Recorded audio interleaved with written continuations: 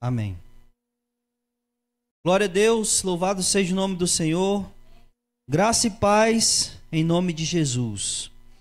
Abram suas Bíblias em 2 Tessalonicenses. Na semana passada a gente concluiu a carta de Paulo aos Tessalonicenses, a primeira, carta de Paulo aos Tessalonicenses, e hoje a gente vai dar continuidade aqui ao estudo da segunda carta de Paulo aos Tessalonicenses. Deixa eu apagar aqui, que fica melhor para enxergar. Rebeca, vai passando os slides. Deixa eu desligar aqui também, senão vai voar as páginas. Muito bem. Paulo, na primeira carta, ele tratou de alguns assuntos. Entre eles, ele trata da segunda vinda de Jesus. Tanto é que eu peço até que você volte aí para a primeira carta, no capítulo 5, que é o assunto que Paulo vai terminar a carta, falando sobre a volta de Jesus. Então, no versículo 1 do capítulo 5 de 1 Tessalonicenses, ele vai dizer que não era necessário que ele escrevesse acerca dos tempos e das épocas. E aí ele vai dizer, a partir do versículo 2, que a volta de Jesus se daria como um ladrão e seria semelhante a uma mulher com dores de parto, ou seja, ela iria acontecer de repente. E ele já tinha falado no capítulo 4 a respeito da ressurreição dos mortos, que também se dará na segunda vinda de Jesus. Por que eu comecei falando isso? Eu comecei falando isso porque me parece que entre esse período da primeira carta de Paulo aos Tessalonicenses e a segunda, alguns ensinamentos sobre a volta de Jesus adentraram na igreja. Mas não quaisquer ensinamentos distorcidos, ensinamentos errados em relação à volta de Jesus. E é por esse motivo que Paulo escreve a segunda carta.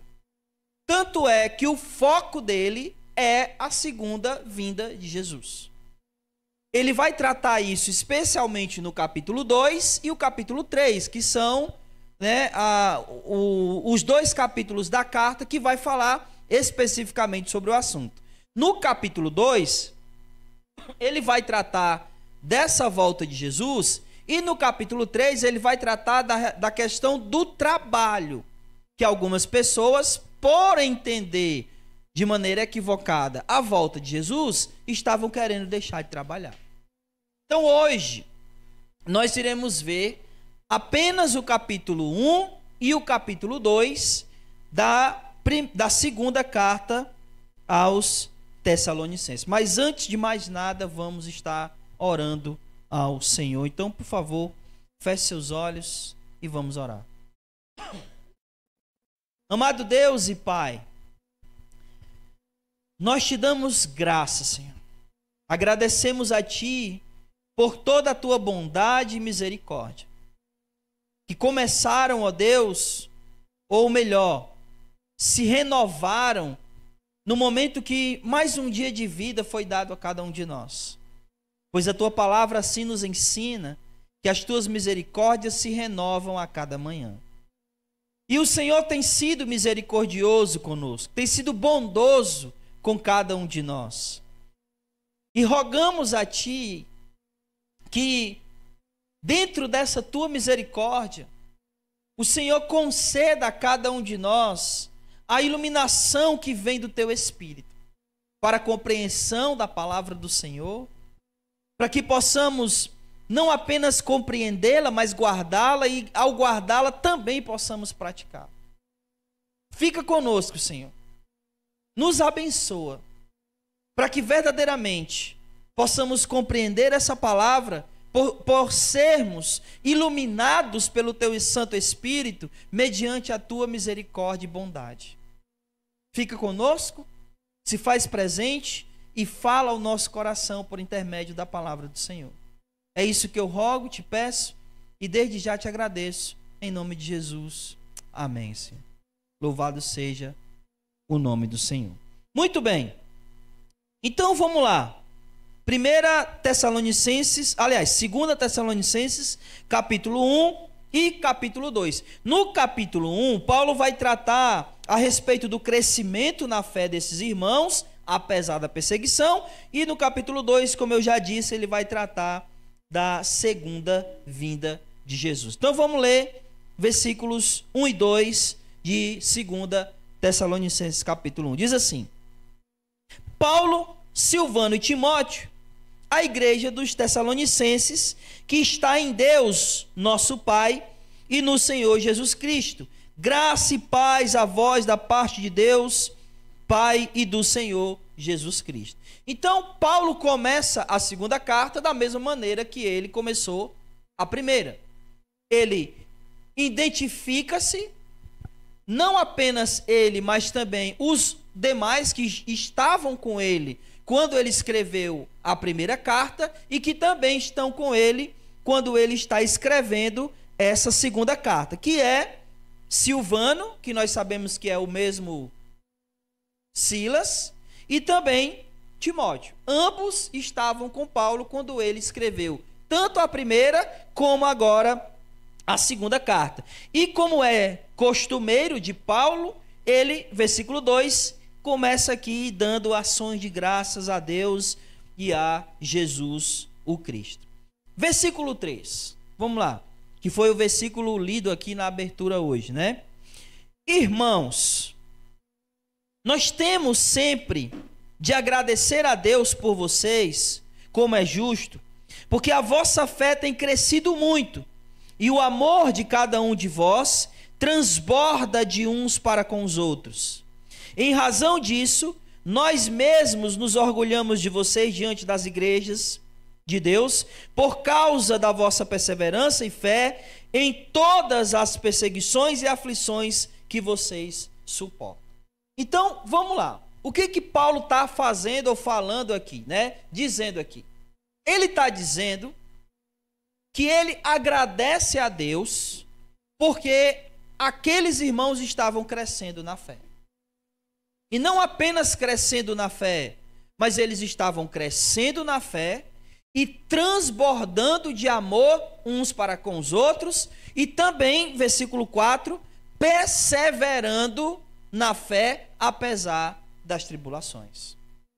E aqui, irmãos, eu quero pensar aqui com vocês e tentar meditar a respeito de nós mesmos.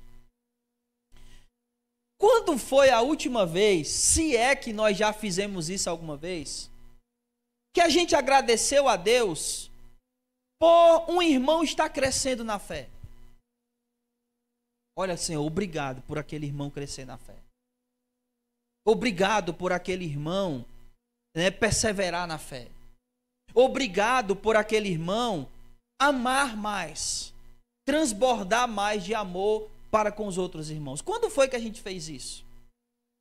Se já pararam para pensar que geralmente a gente, ao invés de agradecer a Deus pelos irmãos que continuam, que perseveram, que crescem na fé, nós fazemos muito mais lamentar por aqueles que não estão mais? É ou não é? E não estou dizendo que a gente não deva lamentar pelos irmãos que acabam se afastando e desistindo da fé. Não é isso. O que eu estou dizendo é que a gente só faz isso.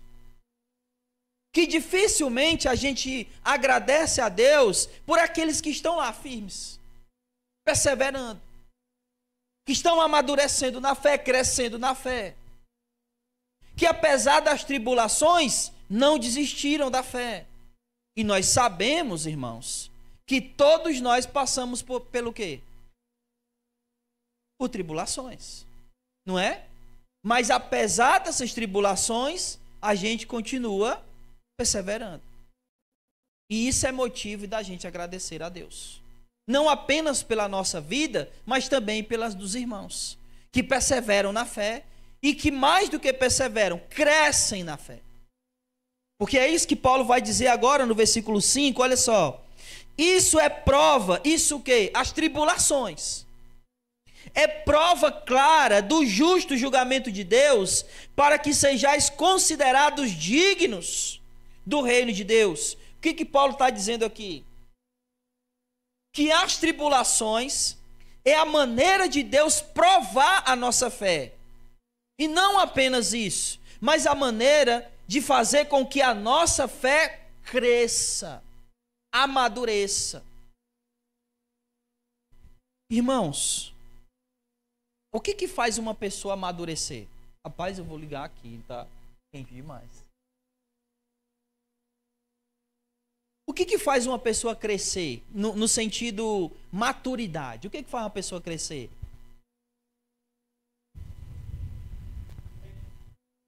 Hã?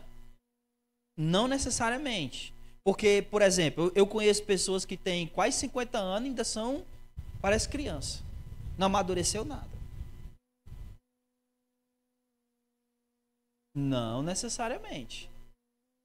Tem pessoas que são doutores, segundo o estudo, mas não cresceram nada.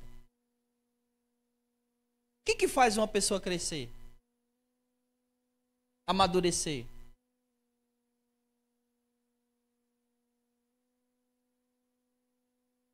Mais ou menos. Talvez faça parte.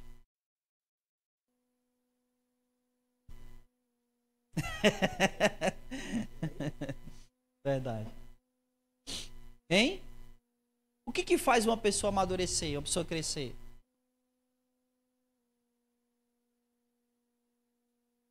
É isso mesmo, irmão. É a dificuldade.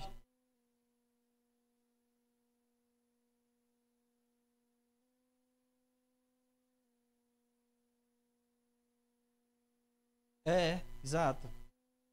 Sim. Porque Paulo está dizendo aqui, olha aí o versículo 4. O que ele está dizendo no versículo 4? Ele está dizendo, aliás, perdão. Não, é o versículo 4 mesmo. A razão disso, né? A razão das tribulações. Não, perdão, é o 3, né? É o 3. É o 3 mesmo? É o 4. Isso. Não, é o 5, irmão. Tô ficando maluco, né? É o 5. Me perdoe. É o 5. Ele diz assim, ó.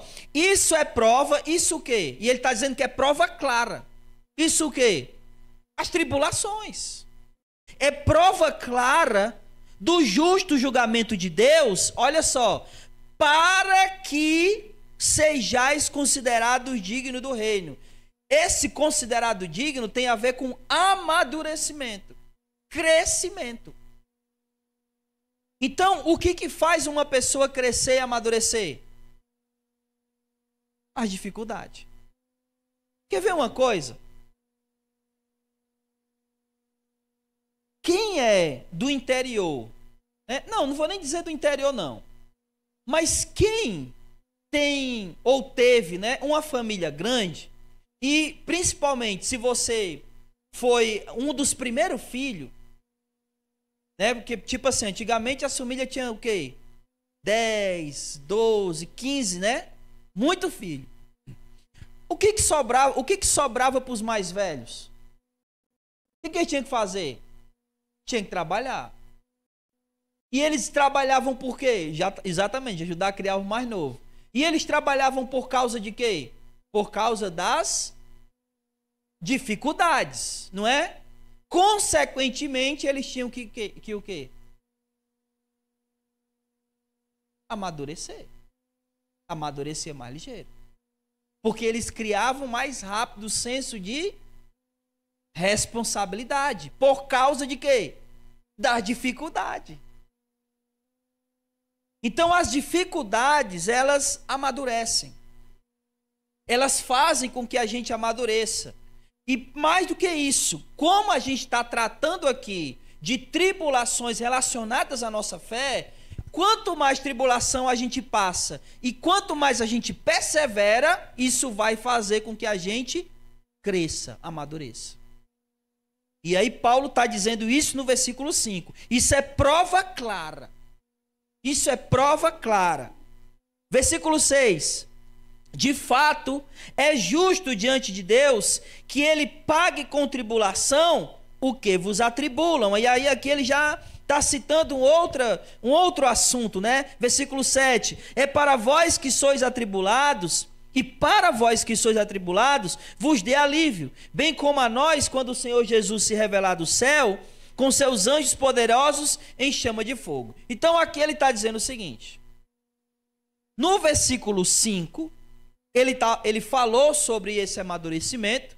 No versículo 4, ele falou, né, que era orgulhoso pelo fato de o amadurecimento deles na fé era motivo de alegria para Paulo e de orgulho.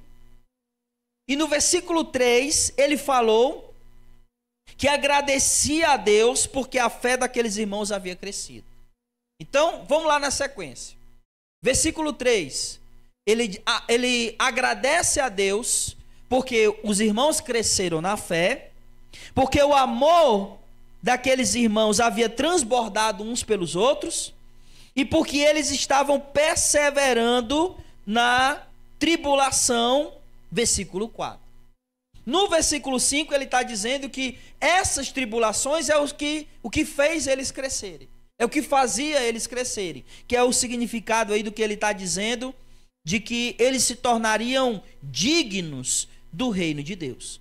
No versículo 6 e 7, ele está falando o seguinte, que aqueles irmãos, porque assim, a tribulação que Paulo estava dizendo desde da primeira carta, a tribulação que Paulo está falando desde a primeira carta, que aqueles irmãos estavam sofrendo, era perseguição. Era perseguição. De que eles estavam sendo perseguidos porque eles eram cristãos. Só que o que ele está dizendo aqui no versículo 6 é que Deus irá pagar com tribulação aqueles que perseguiam eles e faziam eles se atribularem. Estão entendendo? Deus pagará. Vamos ler o versículo 6. De fato, é justo diante de Deus que ele pague com tribulação os que vos atribulam. Em outras palavras, aqueles que vos perseguem. Versículo 7. E para vocês que são atribulados, que são perseguidos, ele vos dará alívio, bem como a nós, quando o Senhor Jesus se revelar do céu com seus santos anjos poderosos em chama de fogo. Então, olha só, presta atenção. Ele vai pagar com tribulação aqueles que atribulam, né? Vai dar alívio para aqueles que são atribulados. E quando isso vai acontecer? Quando Jesus voltar. Em outras palavras, enquanto a gente viver aqui, vai ter tribulação. Elas só acabarão na volta de Jesus. E o próprio Jesus disse isso, né? No mundo tereis. Exatamente. Ele nunca negou isso. E Paulo está aqui alinhado com aquilo que Jesus falou. O fato é que aqueles que perseguirem serão punidos. E aqueles que foram perseguidos receberão o alívio daquilo que foram atribulados. Versículo 8. Punindo os que não conhecem a Deus e os que não obedecem ao evangelho de nosso Senhor Jesus. Meus irmãos, é o seguinte: como é que Deus vai punir aqueles que não conhecem? Estão vendo aí? Punir os que não conhecem. Claro, né? A gente está lendo aqui uma tradução. Mas a ideia aqui não é de alguém que não conhece porque ninguém nunca ensinou. A ideia não é essa. A ideia é alguém que não conhece porque rejeitou conhecer. Estão entendendo? Então imagine que você fosse pregar o evangelho para alguém e essa pessoa dissesse: eu não quero ouvir. Ela vai conhecer? Não. Mas ela rejeitou. E por ela ter rejeitado, ela será punida. Porque ela rejeitou conhecer o evangelho. Esse é o sentido que ele está dizendo aqui no versículo 8. Punindo os que não conhecem. Mas não conhecem porque rejeitaram. Certo? Aí continuando. E também os que não obedecem ao evangelho. Ou seja, aqueles que rejeitaram e por isso não conhecem serão punidos. E aqueles que conhecem, mas não obedecem. Eles também serão punidos. Quando? Na volta do Senhor Jesus. Versículo 9. Estes sofrerão como castigo a perdição eterna, longe da presença do Senhor e da glória do seu poder. E aqui eu quero só fazer um adendo, uma ênfase, na verdade, não é nem um adendo, uma ênfase, no que, e é bem rápido, porque a gente tem muita coisa, especialmente no capítulo 2. Mas preste atenção aí, o que Paulo está dizendo no versículo 9. No versículo 9, o que é a perdição? Vamos lá. Sofrerão como castigo a perdição eterna. E o que é a perdição eterna? Ficar longe do Senhor. Eu quero fazer uma pergunta aqui para vocês, tá? Porque às vezes a gente entende errado as coisas. Mas vamos lá. Deixa eu fazer essa pergunta. O que é o céu?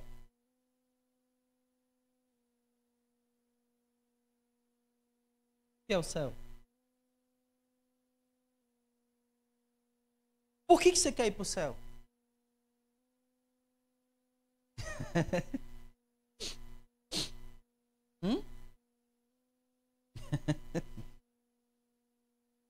Por que você não quer ir para o inferno?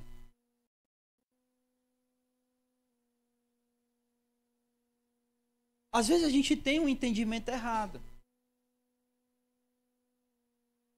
É só por isso que a gente não quer ir para o inferno? Porque é um sofrimento? Deixa eu explicar para vocês por que eu fiz essas perguntas. O céu é o que o André falou. É a presença de Deus. De maneira que, se Deus não estivesse lá, não seria o céu. O céu só é o céu porque Deus não está lá. Deus está lá. Da mesma maneira que o inferno só é o inferno porque Deus não está lá. Então, por que a gente não quer ir para o inferno?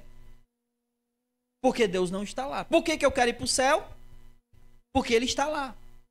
Então, o nosso desejo não é ir para o céu por ir para o céu. O nosso desejo é ir para o céu porque eu quero estar com Deus. Porque senão, preste atenção, por que eu estou explicando isso? Porque existe uma diferença de você querer estar num lugar porque alguém que você quer estar com ele está lá, do que você querer estar num lugar só porque você não quer estar no outro. Por exemplo, eu só quero ir para o céu porque eu não quero ir para o inferno. Se isso fosse a minha motivação para ir para o céu, então se alguém me desse uma terceira opção, eu aceitaria. Tipo assim, olha, você tem o céu, o inferno, ou você pode ficar aqui. Como eu só não quero ir para o inferno, o que eu ia querer? Provavelmente ficar aqui. Mas, se o meu desejo de estar no céu é porque eu quero estar com Deus, ainda que me desse a opção de ficar aqui, eu não ficaria. Por quê? Porque Deus não estaria aqui. É isso que o versículo 9 está dizendo. Olha só. Sofrerão como castigo a perdição eterna. E o que é a perdição eterna? Ficar longe da presença do Senhor. Ficar longe do Senhor é o verdadeiro castigo. Não é apenas o sofrimento de estar lá, não, é porque Deus não está lá. Imagine que, você acredita que Deus, Ele está no controle de tudo? Sim. E é exatamente por causa disso que as coisas não são piores do que elas já são. Mas imagine um lugar onde Deus não está. Imagine. As coisas seriam muito piores do que elas são aqui. Então, quando alguém diz assim, o inferno é aqui, não tem nada, meu irmão, você não sabe de nada. Porque Deus, Ele habita ainda, ele se envolve com a criação aqui. No inferno vai ser uma coisa tão ruim, porque a presença de Deus não estará lá. E é por isso que é um castigo eterno. Você ficar longe da presença de Deus, longe de toda bondade, longe de todo amor. Não haverá amor. Imagine um lugar sem amor. Um lugar onde a maldade ela habita, a própria maldade está lá. Sem nada de bondade. Um lugar desse é um lugar terrível. E esse lugar é um lugar onde a presença de Deus não está. Deu para entender, irmãos? Versículo 10. Quando naquele dia ele vier para ser glorificado nos seus santos e admirado em todos os que houveram crido, pois crestes no nosso testemunho. Por isso também oramos sempre por vocês, para que o nosso Deus os faça dignos do chamado e cumpra com poder todo bom desejo e toda ação que resulta da fé, para que o nome do nosso Senhor seja glorificado em vocês e vocês nele, segundo a graça de nosso Deus e do Senhor Jesus Cristo. Paulo conclui orando a Deus, pedindo ao Senhor que tornem eles dignos do chamado. Em outras palavras, Paulo está orando para que eles sejam uma pessoa digna do chamado, santo. Para que eles sejam santos. Oro para que vocês sejam dignos do chamado, para que cumpra toda a ação de fé deles e para que o nome do Senhor Jesus seja glorificado neles. Paulo conclui o capítulo 1 falando isso. Olha, para que vocês sejam dignos do chamado, sejam santos. Para que toda a ação de fé seja concluída. E para que o nome do Senhor Jesus seja glorificado na vida de vocês. E o que é que significa o nome do Senhor ser glorificado na vida do crente?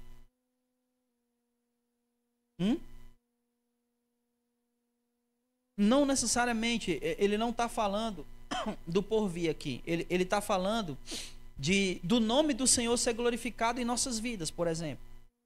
Como é que o nome do Senhor é glorificado nas nossas vidas? Quando nós damos bons testemunhos. Isso. Porque aqui Paulo está orando para que eles sejam assim. Está orando para que eles sejam santos e para que o nome do Senhor seja glorificado na vida deles. É como quando alguém olha para nós e diz, olha, glória a Deus pela vida dessa pessoa. Louvado seja Deus pela vida desse irmão. Então, para que o nome do Senhor Jesus seja glorificado na vida deles. Então, Paulo está orando por isso. Amém?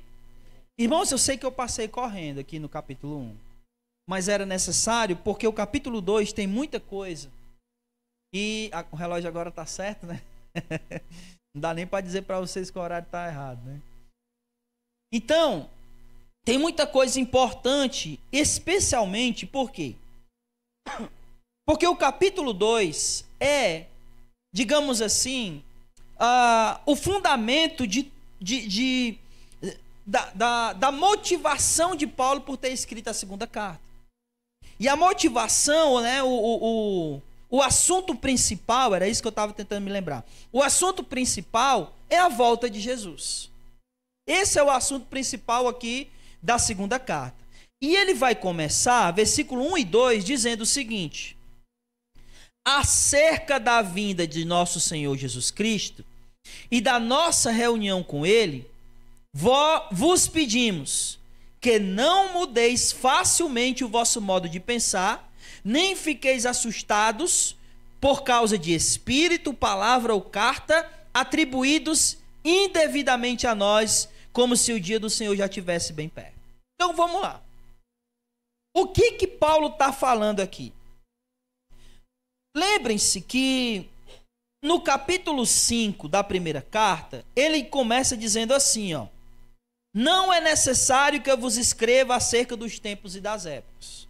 Então lembra lá? Ele está dizendo, olha, não era nem preciso que eu escrevesse isso para vocês. Por quê? Porque vocês já sabem. Só que alguma coisa mudou aqui. Alguns ensinos, algumas doutrinas haviam adentrado e eles estavam mudando a maneira de pensar em relação à volta de Jesus. E alguns desses ensinos estavam sendo ensinados como se o próprio Paulo tivesse ensinado. Em outras palavras, eles estavam ensinando em nome de Paulo. Eles estavam colocando esses ensinamentos na igreja em nome de Paulo. Como se Paulo tivesse escrito, como se Paulo tivesse falado. E esses ensinamentos estavam distorcendo, por exemplo, quando Jesus iria voltar. O tempo que ele iria voltar. E aí, a gente vai ver isso na próxima semana. Eles estavam dizendo o seguinte: se Jesus vai voltar logo, então a gente não precisa mais trabalhar. Né? E aí Paulo vai até dizer, a gente vai ver isso, mas Paulo vai dizer: quem não quer trabalhar, então não coma.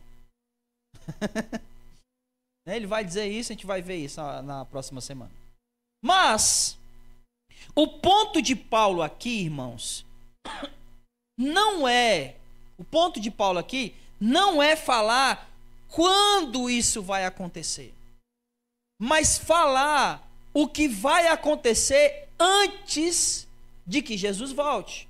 Para que eles entendam que Jesus vai voltar, e vai voltar, né, como um relâmpago, como um ladrão, como uma mulher grávida, mas algumas coisas ainda tinham que acontecer para que Jesus viesse realmente. E que ele estava aqui corrigindo essas coisas. Então vamos ler de novo, versículos 1 e 2.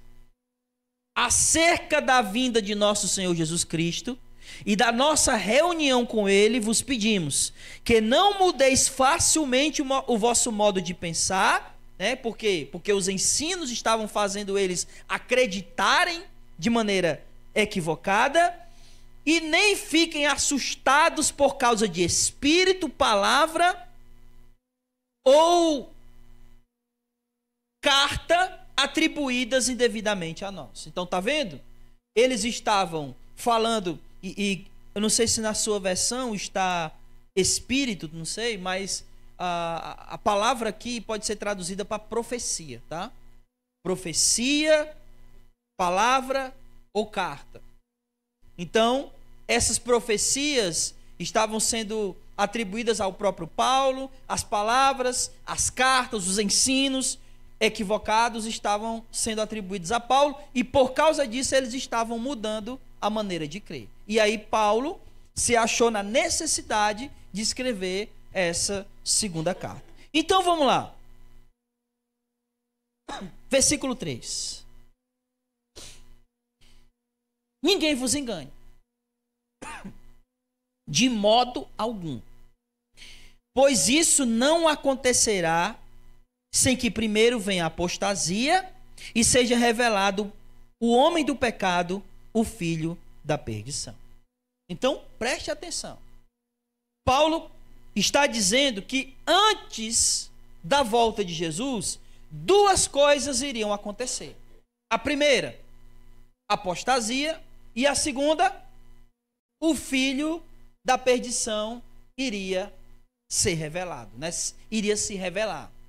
Só que ele começa primeiramente dizendo: ninguém vos engane.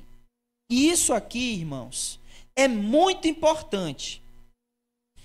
Significa que nós precisamos ter muito cuidado para não sermos enganados. Enganados pelo quê? Pelo um falso ensino.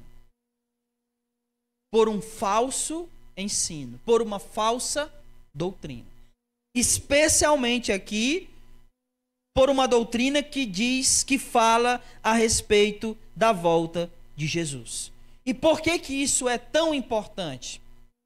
Porque, olhe só, se nós formos enganados, pelo falso ensino,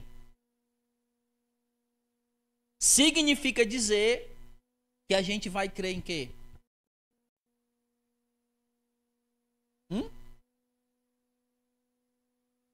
Se eu for enganado por um falso ensino, eu vou crer em quê?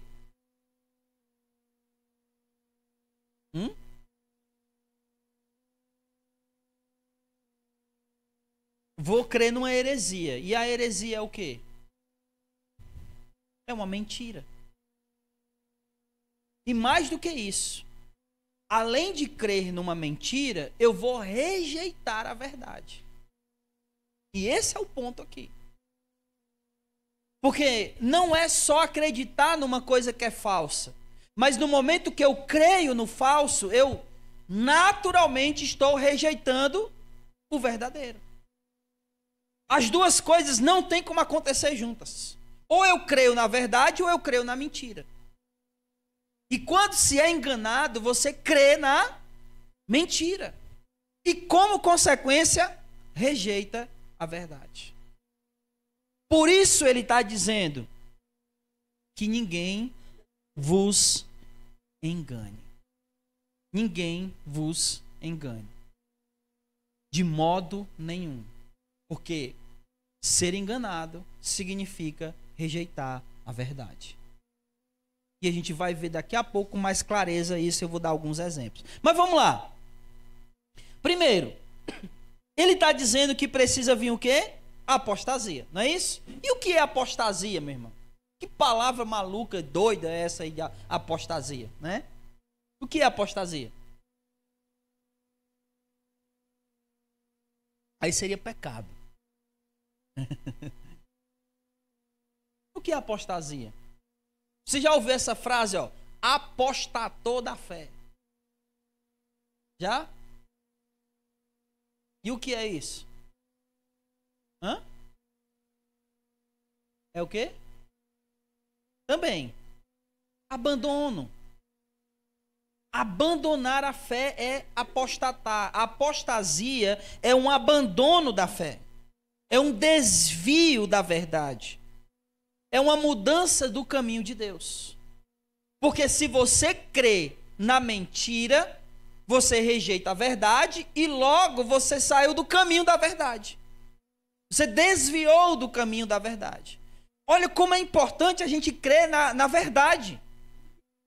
Porque crer na verdade é andar na verdade. Crer na mentira é andar na mentira. E uma vez que se crê naquilo que é mentira, você apostatou da fé.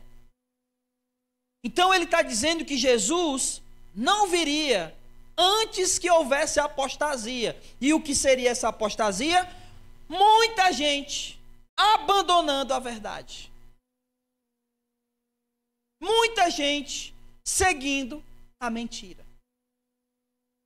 A pergunta é: isso tem acontecido? Hoje está mais forte? Você crê que está mais forte? Mais gente acreditando nas mentiras? Mais gente acreditando nessas bobagens, dessas igrejas que prometem prosperidade? Muita gente. Isso é mentira, meu irmão. Isso não é bíblico. Pelo menos não da maneira como eles ensinam. Olhe, dê tanto e Deus vai te retribuir 3 vezes mais. Tudo isso é mentira. E crer nessas coisas é abandonar a verdade. Agora, você já tentou falar a verdade para essas pessoas? O que elas fazem? Elas rejeitam a verdade e ficam com a mentira. Porque crer na verdade é abandono aliás, crer na mentira é abandono da verdade. Então, olhe só. A primeira coisa é a apostasia. Um abandono da fé. Uma rejeição da verdade. Um desvio da verdade. E é engraçado, irmãos.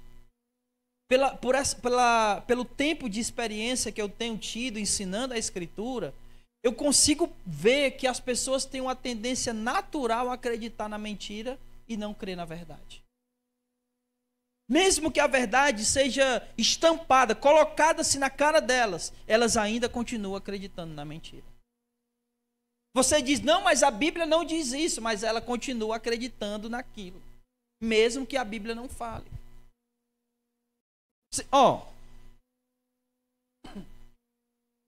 Você já viu alguém dizendo assim, você diz assim, olha, mas a Bíblia não fala isso. Aí a pessoa, não, mas eu sinto isso.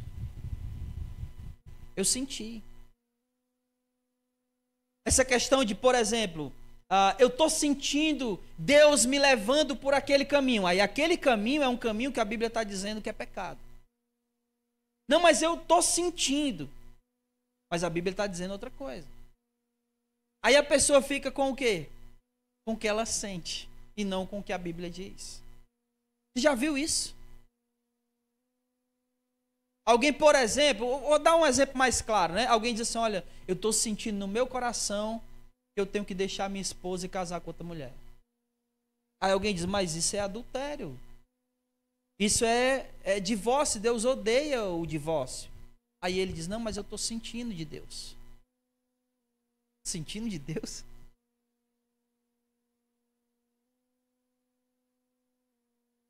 Sim, exatamente. Malaquias 2, né? Então, a apostasia, desvio da verdade, um abandono da fé. A segunda coisa que Paulo vai dizer é que vai vir quem? Vai vir quem? Isso, o homem da iniquidade. Versículo 3. Não acontecerá sem que primeiro venha a apostasia e que seja revelado o homem do pecado, o homem da iniquidade, o filho da perdição. Eu queria que você prestasse atenção aqui agora. Passa, Rebeca, esse slide aí.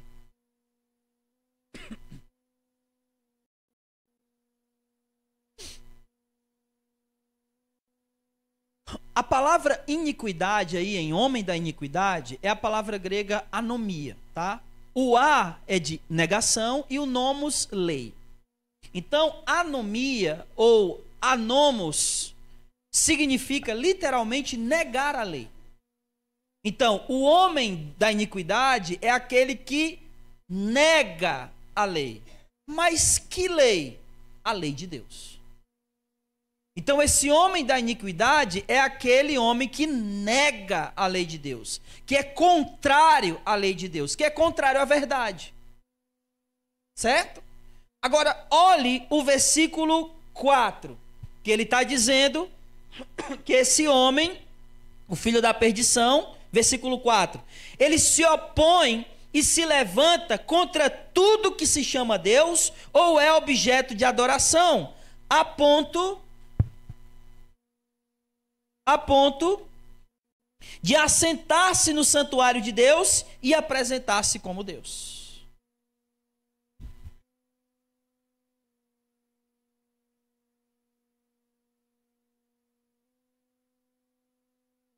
Anomia.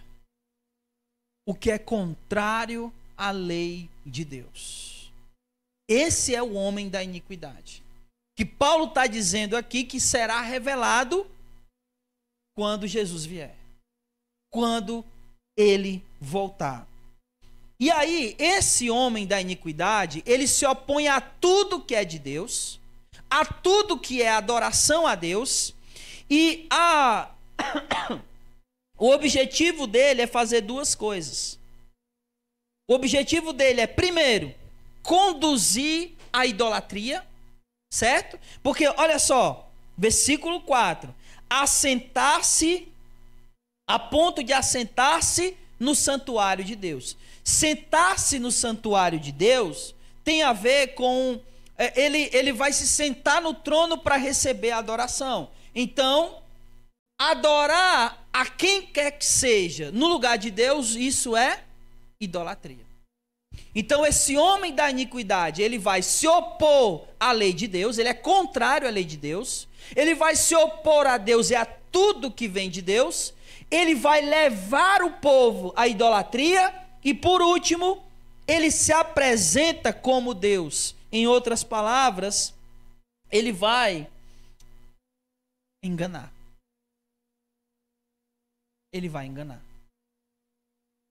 Porque alguém que se diz Deus, não sendo Deus, ele está fazendo o quê? Enganando. Ele está levando a enganação. Ele está tentando levar ao engano. E quem é esse homem? Muita gente vai dizer que esse homem aqui, né, e associa ele como sendo o anticristo, e talvez até seja o anticristo. Mas algumas pessoas, alguns intérpretes, eles vão dizer que esse cara vai ser um grande líder mundial, que vai rejeitar a lei de Deus, que vai fazer tudo isso, que vai se opor a tudo que é Deus, ele vai querer adoração, né? E ele vai trazer o engano. Mas eu queria ir na contramão dessa interpretação. Porque olha só, vamos pensar junto. Quem é a figura que se opõe a tudo que Deus faz, que deseja ser adorado e que engana? Hã? Quem? Não. É o diabo. É ou não é? Então, é como se ele estivesse dizendo que antes da volta de Jesus, esse homem da iniquidade, ou filho da perdição, será revelado. Isso meio que encaixa com uma coisa que a gente... Eu não vou entrar muito nesse assunto, porque a gente vai estudar isso em outro momento. Em Apocalipse 13, que vai falar sobre Satanás, que ele está preso, que ele está limitado à ação dele. Porém, quando completarem os 1000 anos, ele vai ser o quê? Solto. Então, na volta de Jesus, ele será revelado, ele será solto. Então, há uma possibilidade de que esse filho da perdição aqui seja o próprio Satanás. E não um líder mundial, né, um homem, um anticristo, uma pessoa, mas sim o próprio Satanás. Certo? Então, há essa possibilidade que, particularmente, eu creio que ele está falando do diabo mesmo aqui. Né? E obviamente, né? Bom, não vou entrar nesse assunto, porque aí já vai entrar em Apocalipse. Mas aí vai falar sobre a besta que emerge do mar, a besta que emerge da terra. Se você já leu o Apocalipse, você deve lembrar dessas figuras aí. Mas enfim, a gente vai estudar sobre isso, tá? Acalme o coração de vocês. A gente vai estudar Apocalipse. Muito bem. O fato é que ele irá se opor a Deus. Versículo 5.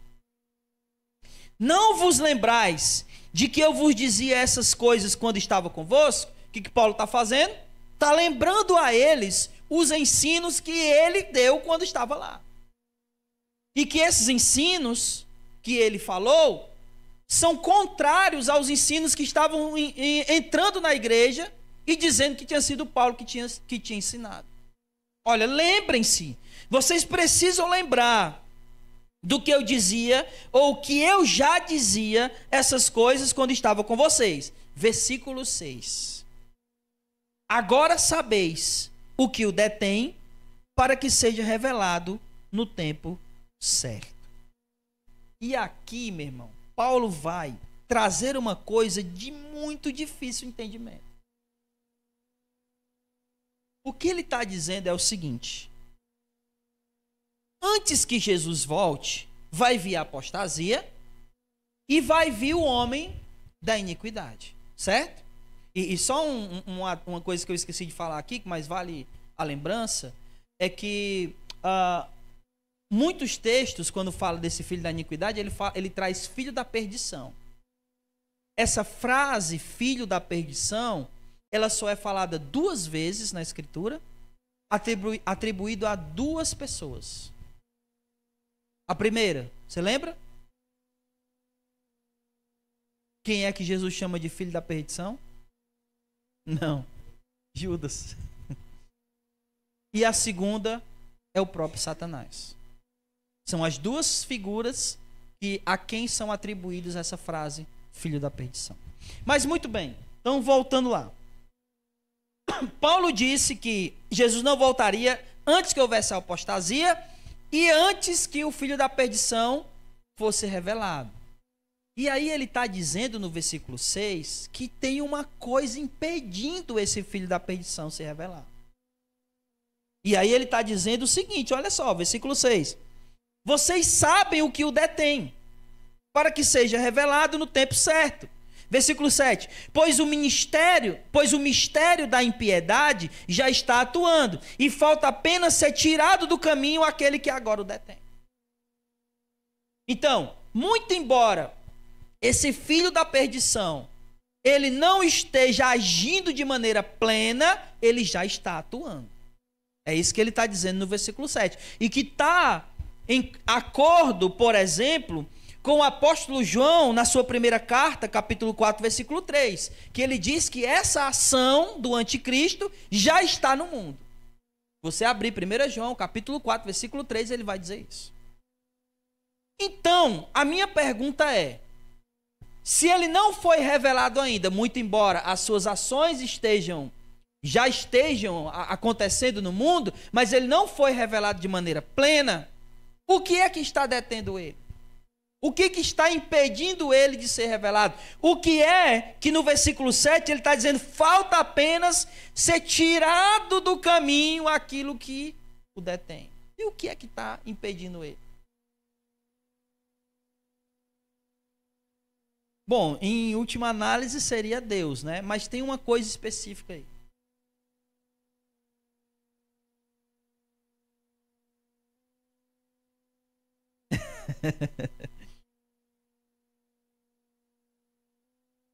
um bom pensamento. Pode falar. Ele está preso, mas o que está prendendo ele, né? Claro, a gente sabe que é Deus que está prendendo.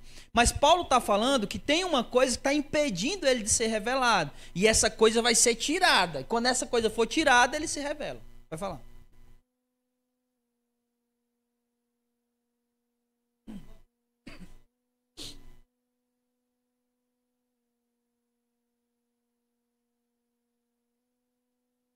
Sim. Quando o evangelho fosse pregado no mundo inteiro.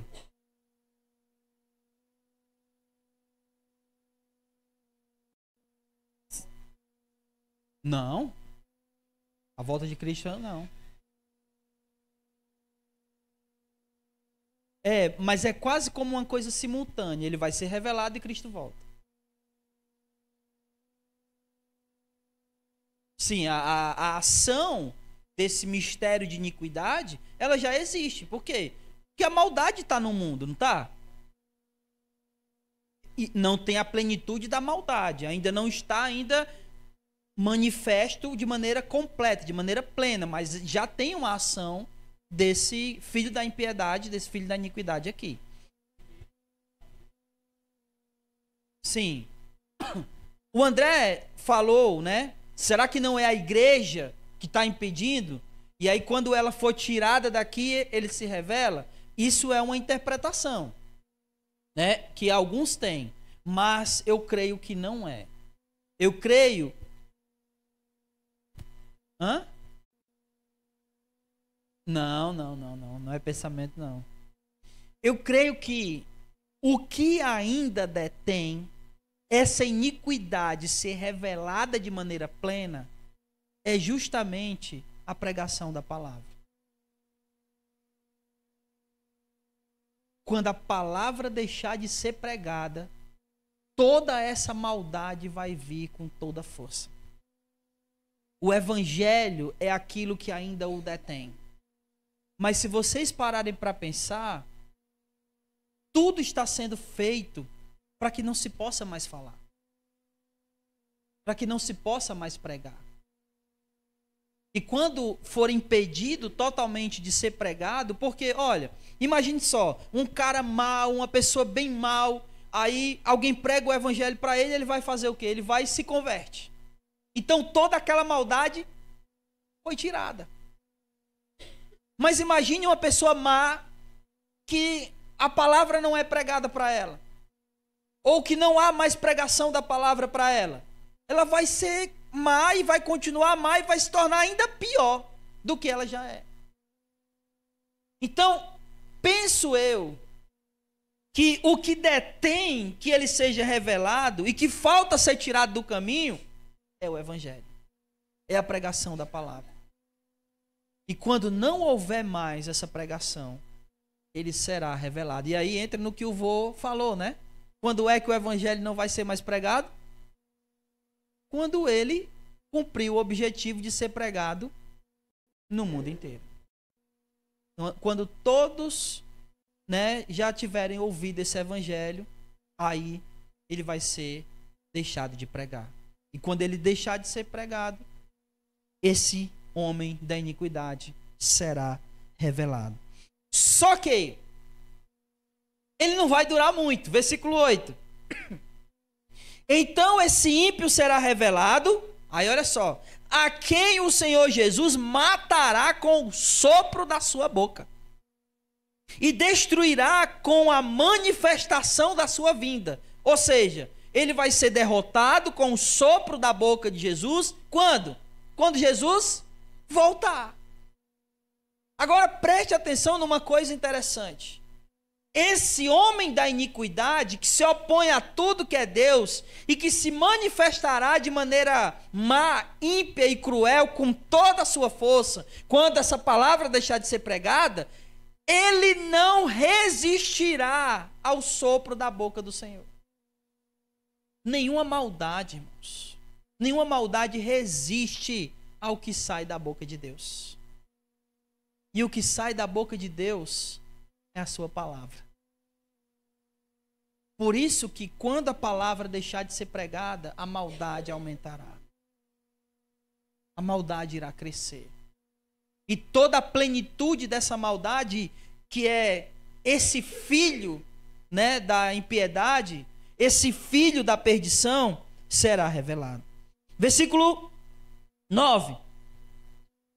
A vinda desse ímpio se dá por meio de força de Satanás, com todo poder e falsos milagres.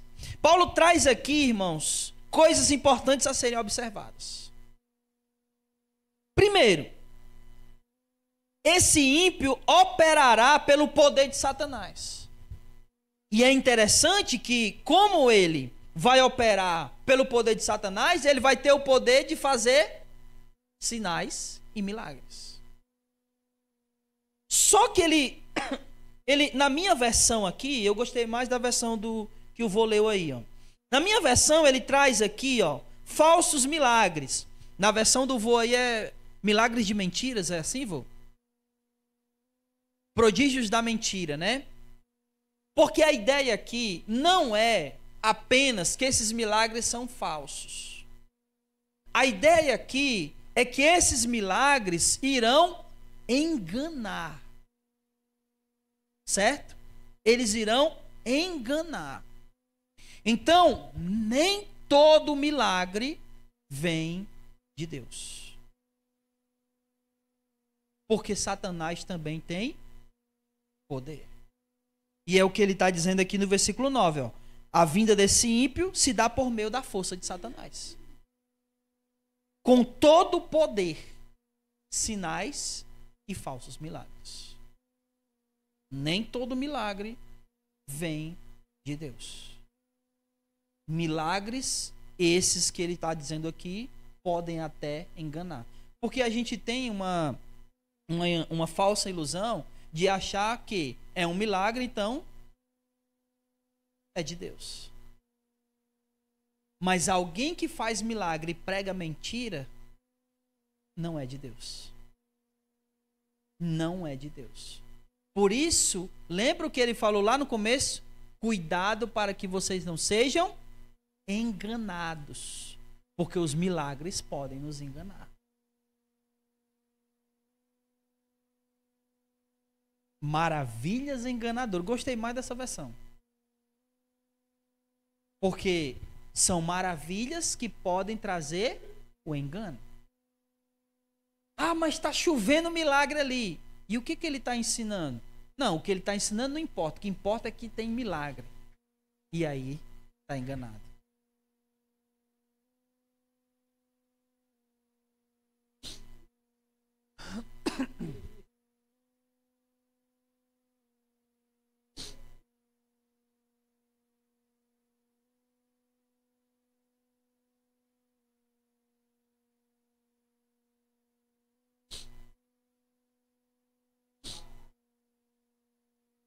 Ele é poderoso, né? Bem poderoso.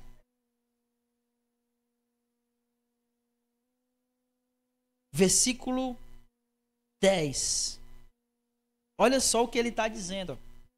E com todo o engano da injustiça para os que perecem, pois rejeitaram amar a verdade para serem salvos. A segunda coisa que Paulo está dizendo aqui que é importante, que esse homem da iniquidade, ele vai vir com engano, ou melhor, com todo o engano da injustiça, para os que perecem, porque rejeitaram amar a verdade. Irmãos, eu sei que se a gente perguntar assim, ó,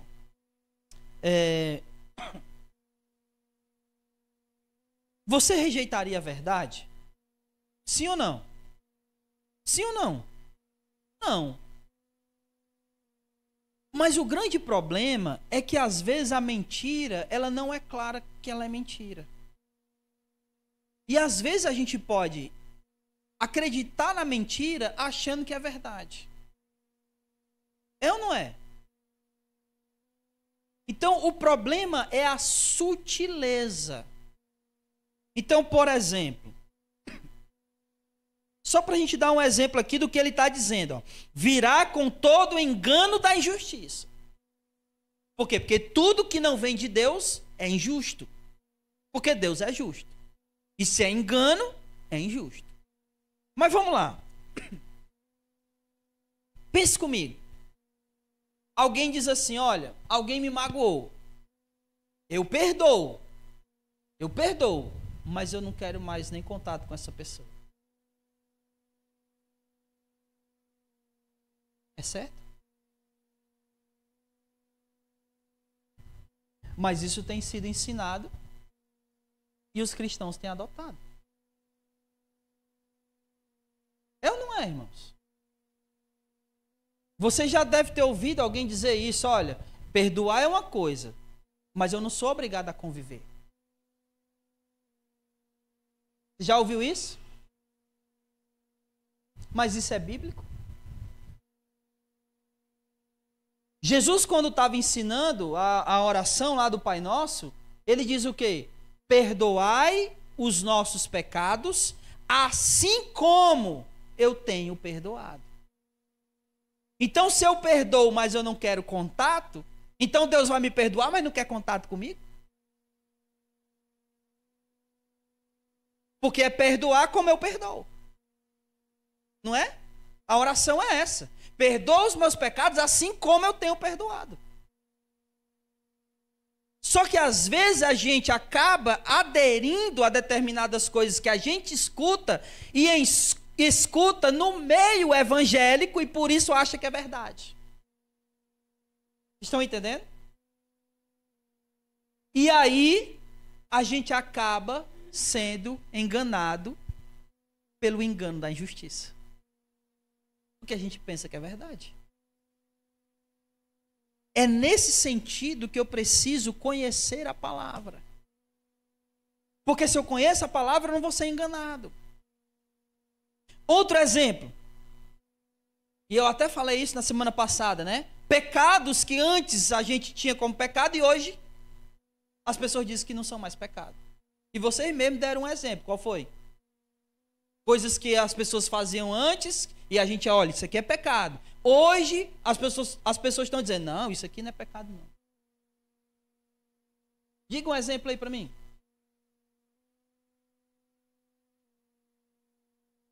Algo que antes a gente tinha, olha, isso aqui é pecado. Aí hoje as pessoas, não, isso aqui não é mais não. Diga um exemplo aí para mim. O aborto. O que mais? A homossexualidade. Divórcio. E tantas outras coisas. Mas por a gente ouvir pessoas que se dizem de Deus, a gente adere. Não é? Mas isso é engano injusto. Por quê? Porque não procede de Deus. E se não procede de Deus, é injusto. É enganoso. Um outro exemplo. Ideologias. Por exemplo, o feminismo. Que está tão em voga hoje em dia, né? As mulheres empoderadas. Não tá, né? Isso não está em moda, né? Hoje em dia. Mas o que a Bíblia fala em relação a isso? E, por exemplo, tem o slogan do feminismo é lugar de mulher, né? É onde ela quiser. Mas o que a Bíblia diz? O lugar de mulher é onde ela quer? O lugar de mulher é onde? Onde Deus quer que ela esteja. Não é onde ela quiser. Porque o cristão não faz o que ele quer. O cristão faz aquilo que Deus manda que ele faça. E aí a gente vê muitas cristãs dizendo que não são submissas ao marido, por exemplo. Aderindo a essa mentira. Mas a Escritura fala outra coisa. Ou, por exemplo, e agora eu vou ser polêmico.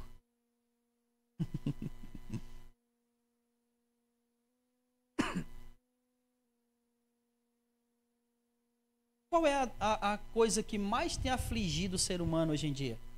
E todo mundo diz que tem ansiedade, não é? Você sabia que a ansiedade é pecado? O que Jesus disse lá em Mateus capítulo 6, versículo 25? Não andeis. Se ele está dizendo que eu não devo andar ansioso, e eu fico ansioso, eu estou fazendo o quê, meus irmãos?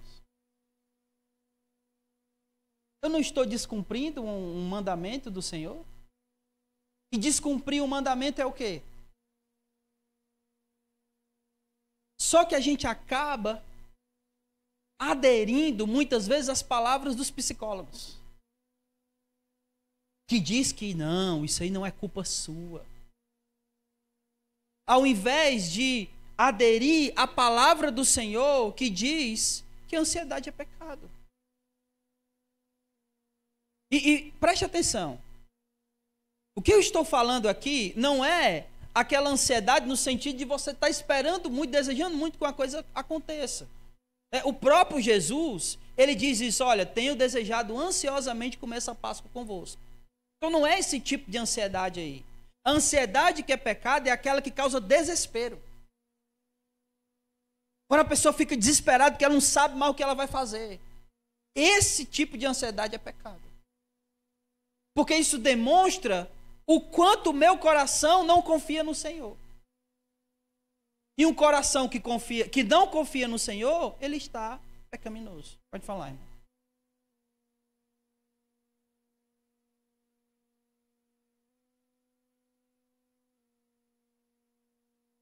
Mas você se desesperava por causa disso? Queria deixar a vida por causa disso?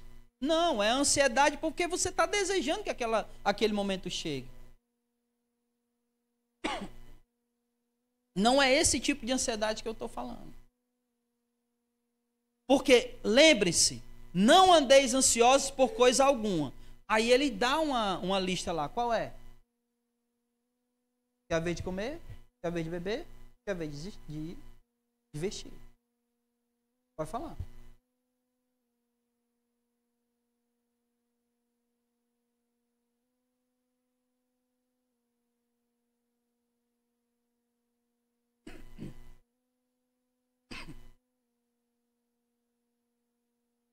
O que eu estou falando aqui, irmãos?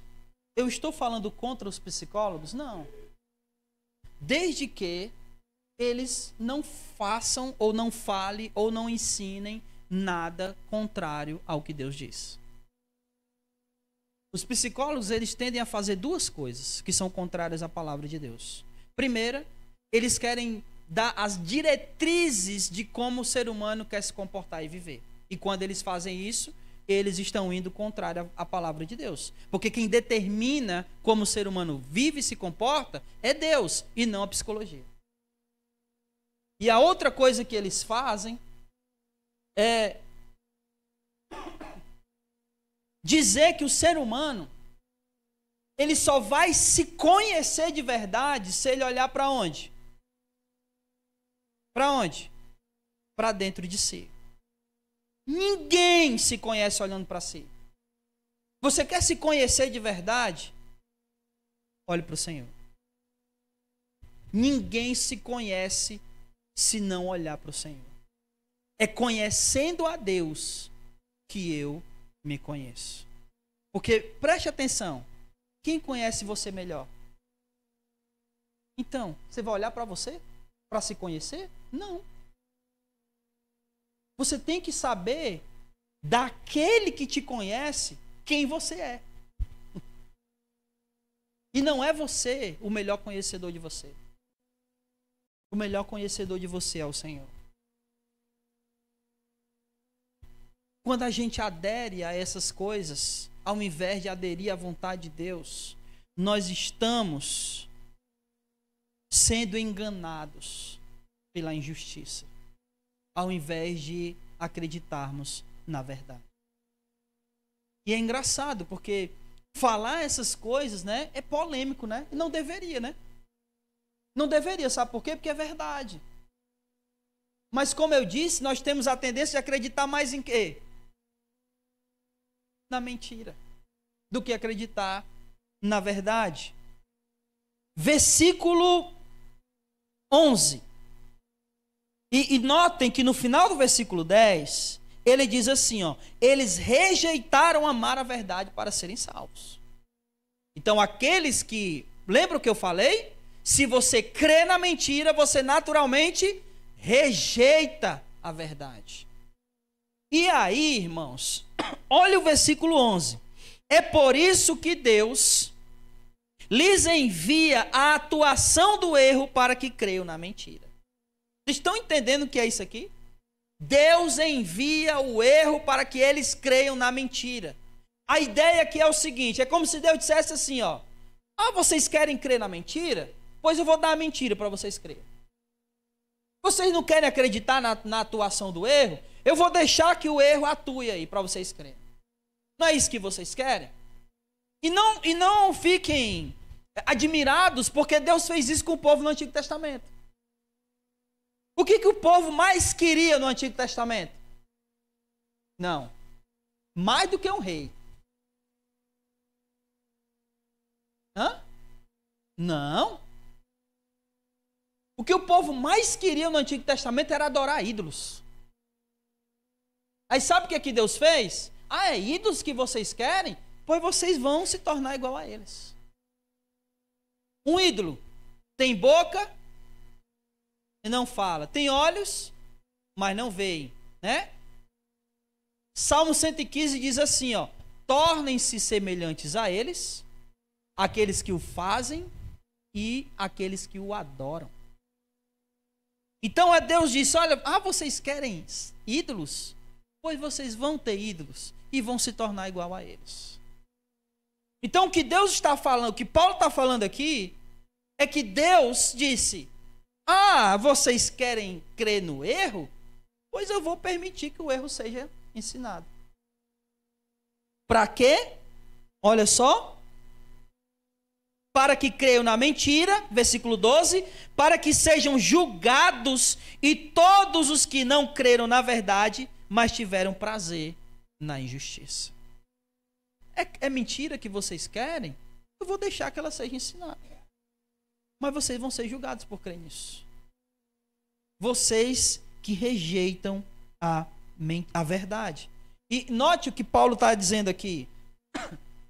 Aqueles que são enganados ou que se deixam enganar e passam a crer na mentira, eles não são inocentes. Antes de entender esse texto, eu achava o seguinte, né? A gente sabe que tem muitas igrejas que pregam falsas doutrinas. Sim ou não? As pessoas que estão lá, elas estão enganadas? Sim ou não? Talvez sim. Talvez elas são enganadas. E antes eu achava o seguinte, que elas eram inocentes. Por quê? Porque estavam enganadas. Mas elas só estão enganadas porque elas rejeitaram a verdade. Tanto é que se você mostrar a verdade, elas saem de lá? Não, elas querem ficar lá. Elas querem a mentira. Elas rejeitaram a verdade. Então elas não são inocentes. E portanto, versículo 12, elas serão julgadas. Todos que não creram na verdade, mas tiveram prazer na injustiça. Para concluir, versículo 13 e 14. Mas, irmãos amados do Senhor, devemos sempre agradecer a Deus por vocês, pois Ele vos escolheu desde o princípio para a salvação, pela santificação, pelo Espírito da fé, na verdade, e para isso vos chamou pelo nosso Evangelho, para alcançardes a glória do nosso Senhor Jesus. Nós devemos ser gratos. Devemos ser gratos por Deus nos dar a condição de crer na verdade. Crer na verdade não é uma coisa que é um mérito nosso. Crer na verdade, a gente só crê porque Deus nos deu a condição de crer na verdade. E nós devemos ser gratos por isso. Senhor, obrigado por crer na tua palavra. Por crer na verdade que vem do Senhor. Nós devemos ser gratos por não crermos na mentira que levará à condenação. As pessoas às vezes perguntam assim, né? Qual é a igreja certa? A resposta é: igreja que prega a palavra do Senhor. De maneira verdadeira. De maneira honesta. Que não busca distorcer a verdade do Senhor.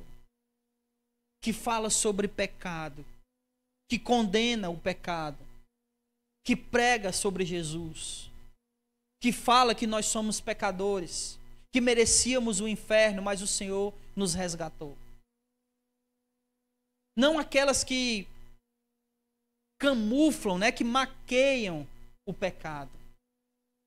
Mas aquelas que apresentam o pecado, que mostram o que é pecado e dizem que nós precisamos nos arrepender se estivermos praticando ele. Essas igrejas aí são as igrejas que ainda prevalecem pregando a verdade do Senhor. Que não pregam apenas oba-oba. Ah, tudo é novidade. Ah, oh, coisa boa. Vamos ser felizes todo mundo. Não, no mundo passareis por tribulação. Olha, se você está vivendo isso é porque você está em pecado. Não. Nós estamos vivendo isso porque isso nos moldará. Esses dias eu falei isso para uma pessoa. Ele perguntou, olha, por que Deus permite que o cristão sofra? E eu disse, porque o sofrimento nos molda. Sofrer nos molda. E é por isso que Deus permite que a gente passe pelas tribulações e sofrimentos. Porque todas as vezes que a gente passa pelo sofrimento, a gente fica mais forte. A gente amadurece, a gente cresce. A gente é moldado. É engraçado que Tudo isso é porque a gente não conhece a Escritura. Hebreus 5:8. Você sabe o que está escrito em Hebreus 5:8? Cristo foi moldado por aquilo que sofreu. Você sabia disso? Abra lá.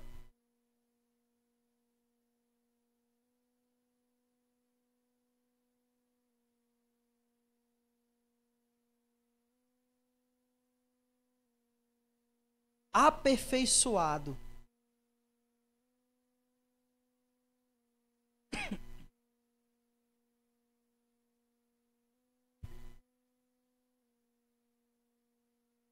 Exatamente. Olha só, versículo 8 e 9.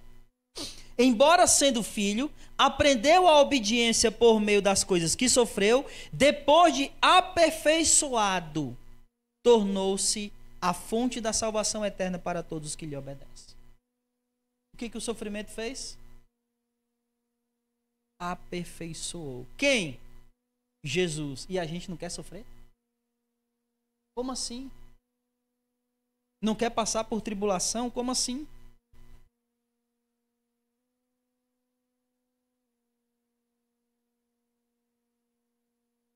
Por isso, voltando para Tessalonicenses, nós devemos agradecer a Deus por estarmos sendo, ou melhor, por estarmos crendo na verdade do Senhor. Nós devemos agradecer a Deus por crer no verdadeiro evangelho, como está escrito aí no versículo 14, do nosso Senhor Jesus. E por fim, versículos 15 ao 17.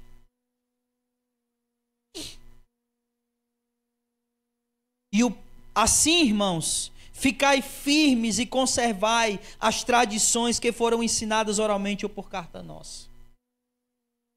Agradeça a Deus por crer na verdade. E se mantenham firmes e conservem as tradições que foram ensinadas. Quer oralmente, né, como eu estou fazendo aqui agora, de maneira oral, falando, quer lendo a palavra, lendo a Escritura. No caso aqui, como ele está falando, as cartas. Versículo 16. E o próprio Senhor Jesus, nosso Senhor, Deus, nosso Pai, que nos amou pela graça, nos deu uma eterna consolação e boa esperança, conforte o vosso coração e vos fortaleça em toda boa ação e palavra.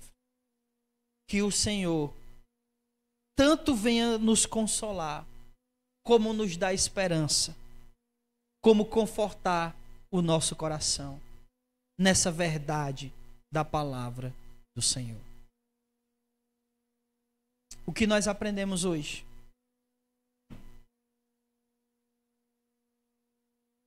Primeiro, nós devemos agradecer a Deus pelo crescimento na fé dos irmãos e do amor que transborda entre eles e da perseverança de cada um nas tribulações.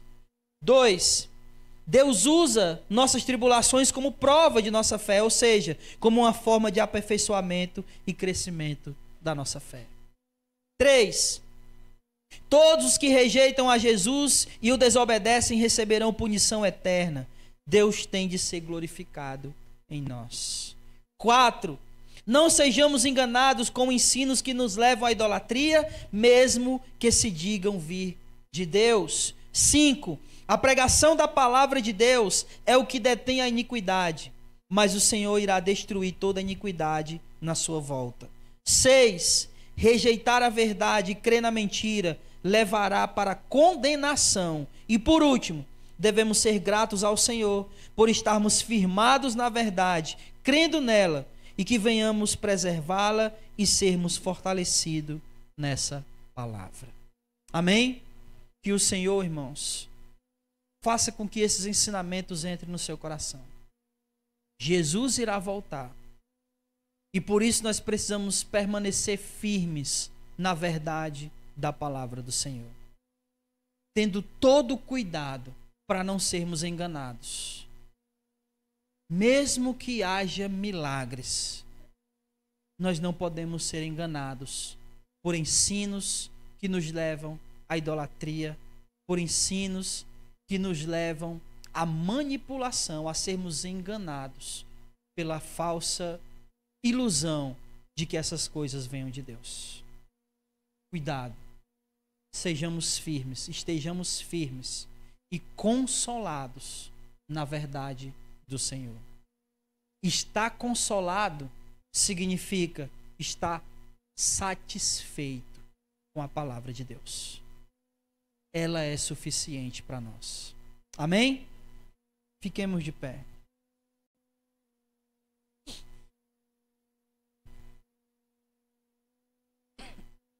Oremos. Bendito Deus, muito obrigado, Senhor, pela tua palavra. É nela que nós somos firmados, é nela, Senhor, que estamos edificados, consolidados, e rogamos ao Senhor que nos mantenha, Pai, firmes na tua palavra. Não nos deixe, Senhor, enganar. Mesmo que chova milagres, o que importa, ó Deus, é que os ensinos sejam conforme o Senhor já nos ensinou. Que os ensinos continuem, ó Deus, a ser conforme a tua palavra. Nos faz perseverar, Senhor, em toda essa tradição, doutrina, que está aqui descrita e foi registrada e revelada na tua palavra, a Escritura Sagrada. Te agradecemos, Senhor. Te agradecemos porque o Senhor tem sido bondoso e misericordioso. Não tem nos deixado, Senhor, ser enganados. Não tem, Senhor, nos deixado crer na mentira e rejeitar a verdade. Pelo contrário, o Senhor tem nos mantido no caminho da verdade, no caminho da tua palavra. E somos gratos porque sabemos que se estamos na tua palavra e na tua verdade, é graças ao Senhor. Obrigado, Deus, pela tua palavra. Obrigado pelos teus ensinamentos. Não nos deixa, Senhor, sermos atingidos pela apostasia, pelo abandono da fé, pelo desvio da verdade. Nos faz, ó Deus, sempre estar firmados na verdade, para que, se estivermos vivos quando o homem da iniquidade for revelado, o Senhor nos mantenha firmes e consolados pela palavra do Senhor. Nos leva para as nossas casas, edificados pela palavra do Senhor e protegidos, Senhor, contra toda palavra de injustiça, contra toda falsidade ensinada e descrita nesse mundo, quer seja no meio da igreja, quer seja fora da igreja. Mas que nós possamos estar firmados e crendo na palavra do Senhor, porque a tua palavra é suficiente para nós. Nos abençoa, nos leva e nos protege no caminho de volta. É isso que nós te rogamos, te pedimos e desde já te agradecemos, no nome santo de Jesus. Amém. E louvado seja o nome do Senhor. Vamos em paz, que o Senhor nos abençoe e não saia sem cumprimentar o irmão com a paz do Senhor. Amém.